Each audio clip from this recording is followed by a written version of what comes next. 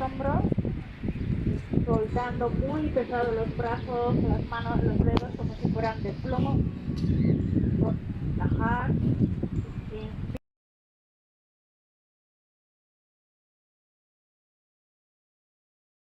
Pies hasta los hombros, suelto, relajo.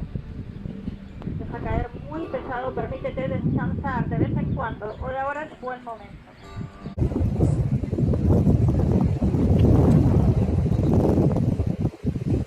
Bien, repetimos un poquito más, cruzar, parar, las manos ligeras, se expanden.